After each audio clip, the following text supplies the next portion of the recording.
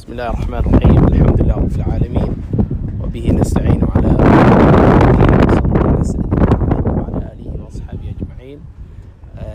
الحمد لله ما waxaa joognaa Muqdisho Dar es Salaam sheekayni Maxamed Sheekh Axmed oo imaamka masaajidka Dar es Salaam masjidka oo jaamic oo weyn ku yaala Dar es Salaam xaafadda Dar es Salaam marka insha Allah sheekh waxaan insha Allah wax yar oo dhiirigelin insha Allah inuu dhalinyarada insha Allah siiyo khaasatan oo dhinacan Dar es Salaam ku nool sida ugu qayb qaadan lahaayeen waxbarashada insha Allah.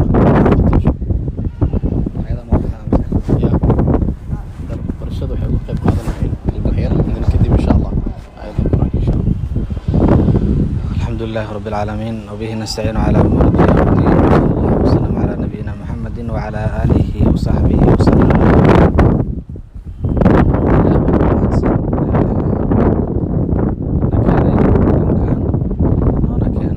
عباده إن الله سبحانه وتعالى عابدنا ومع ذلك أنا أنكو عابدنا ودينا محمد صلى الله عليه وسلم هو الله سبحانه وتعالى talagalay oo nabiga nagu soo diray marka insha Allah waxaan ka hadli doonaa dhiirigelin ku saabsan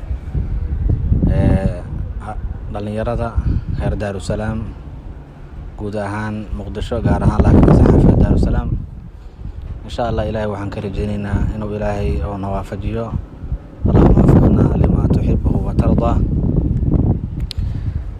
Marka arinta aan u dardaarmayo waxay tahay in Allah subhanahu wa ta'ala ka cabsadaan cabsi dhaba maadaama soo mutaasay cabsida Ilaahina subhanahu wa ta'ala in badan oo quraankiisa cabsida u hadlayo gaar ahaan muuminiinta Allah subhanahu wa ta'ala oo u hadlayo toddoba mawduuc iyo Allah subhanahu wa ta'ala muuminiinta u naadinayay oo u hadlayo cabsida cabsado maca dalika Allah subhanahu wa ta'ala cabsida maruu ka hadlayay taqwadana wuxuu Allah subhanahu wa ta'ala ku tilmaamay inay tahay sahay mid la qaato mid oo khayrka badan oo tazawwud albab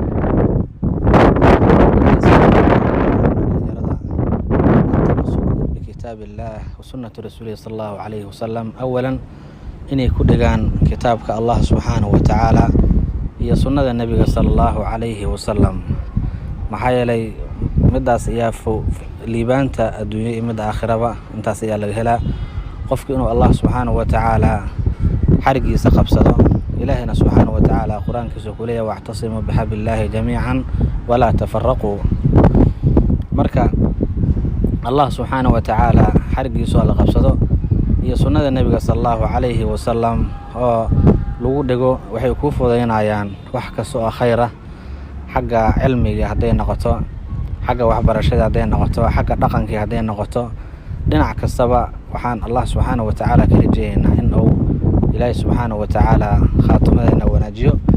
midda kale waxaan u dardaarmayaa Allah subhanahu wa ta'ala soo kaxeynaya nabiga Ibrahim si u dardaarmeen awlaadooda wala tamuutunna illa wa antum muslimun hadimanina adinkoon kuwa hoggaansan adinkoon ahayn inaad Allah subhanahu wa ta'ala u hoggaansanto.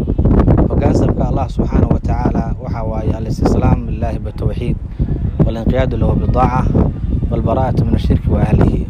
ina Allah subhanahu wa ta'ala diinkiisa sadaba u hoggaansanto daacadiisa Allah subhanahu wa ta'ala u hoggaansanto ina shirkiga iyo ahlkiisa bari ka noqoto. taas ayaa liibaantada adduunyo iyo liibaantada aakhiraba ku jirta.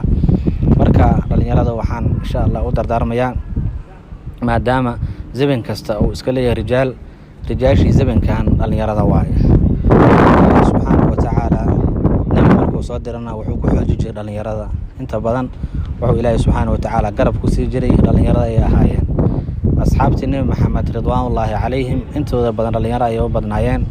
Ali ibn Talib ayaa kamid ah rag dhalinyarada wa maca dalika waa markii sirada la akhriyana Ali ibn Talib waxyaabihii diinka uu ka soo maray iyo dinkan soo difaacay aad iyo aad ay u dhaartahay aba wax laga sheekay karo ama se lagu soo koobi karo kelmad iyo maqdac maahan. marka kulli basiirada ayaa si fiican nooga hadasha. marka dhalinyarada zamankan jirtana waxaan leeyahay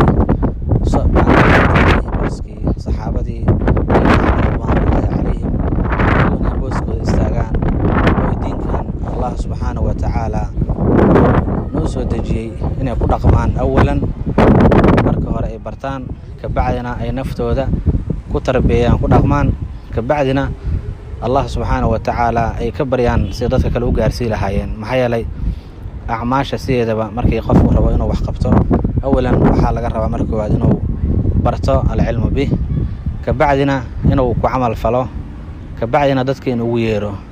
dadkii markuu ugu yeerana waxaa laga yaabaa in ay dhibaatooyin fara badan ka soo gaaraan, kabacdina uu la imaado sabro soo gaarayo in uu ku sabro. maxaa yeelay dhibkan diinka soo gaaraya ama dadka muslimiinta soo gaaraya adiga anaga waa bilaaban, wuxuu ku bilowday nabi maxamed asxaabtiisii ridwaanullaahi calayhim, ambiyadii ka soo horreeyay oo dhibaatadan ay kusoo bilaabatay. gaaladu intaas badan ay nebiga la dagaalamayeen, la coleytamayeen, nebiga sala allahu calayhi wasalam ay ka saareen markii lasoo diray daa'if ka saareen, dhagax uga saareen. wamaca daalika nebigu intaas ay tahana ma uusan ka gaabinin inuu u adeegayo diinta Allah subxaanahu wa tacaala u khidmaynayo. marka waxaan kusoo gabagabeeynaa suuratul casri. Allah subxaanahu wa tacaala wuxuu uga hadlay afartii arrin oo looga baahnay. Allah subxaanahu wa tacaala wuxuu leeyahay wal casri ina al-insaana lafii khusrin. zamanko ayaan ku dhaartay ama casirka ayaan ku dhaartay, insaanku dhammaantood khasaarey ku sugan yihiin. Allah subxaanahu wa tacaala wuxuu ku soo saaray ila aladiina aamanuu. kow waa iimaankii, waa qofkii in uu cilmiga barto, kabacdina Allah subxaanahu wa tacaala si dhab u rameeyo. وعملوا صالحاتنا العمل به واي إن علمي وبرتي ودقمه، كبعدنا وتواصوا بالحق والدعوة إليه. دعودي إنه جارسي ضدك أو دعودي ويره محيالي وحي أو برتي وحال الربع دقن قلين توه ردنا وحيتاي وين واليهس أو براروجي واليهس ويره دعوة واليهس ويره حياتي وحو الله سبحانه وتعالى استجسي أن معاه إن يلا دريمان. كبعدنا الله سبحانه وتعالى سبتيسا oo dad badan hidaayo iyo hanuun iyo khayr ku siiyo. midda ugu dambeeyna waxay tahay watawaaso bisabri. maxaa yeelay maadaama qofku hadduu shaqo qabanayo waxaa laga yaabaa dhibaato inay ka soo gaarto, dhibaatada markii inuu ku sabro. marka intaas ayaan u dardaarmaa. hada billahi tawfiiq, sallallahu wasallam ala nabiyina muhammadin wa ala alihi wa sahbihi wa sallam ajma'in. جزاكم الله خيرا شيخ أحمد. الله خير نصيحة أنا سيسي. الله سبحانه وتعالى وحان وديساننا إنه نقدر وددك الذين يستمعون القول فيتبعون أحسنه أولئك الذين هداهم الله وأولئك هم أولو الألباب. وجزاكم الله خير. حكى سلام هذا إن شاء الله النصيحة هذه ما أنت إن شاء الله أنيسو ديارني. والسلام عليكم ورحمة الله وبركاته. الحين إن شاء الله شيخ أحمد يسألنا هنا آية القرآن إن شاء الله وآخرين إن شاء الله. الله سبحانه وتعالى ميزان كيس وصار إن شاء الله. أعوذ بالله من الشيطان الرجيم.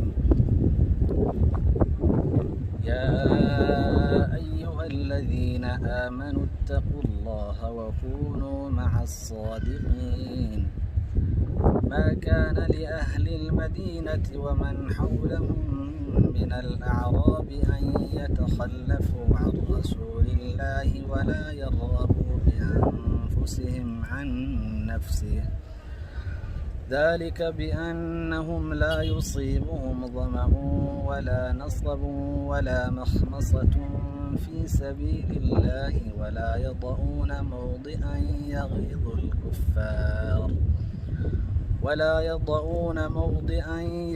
الكفار ولا ينالون من عدو نيلا إلا كتب لهم به عمل صالح إن الله لا يضيع أجر المحسنين. ولا ينفقون نفقة صغيرة ولا كبيرة ولا يقطعون واديا إلا كتب لهم ليجزيهم الله أحسن ما كانوا يعملون.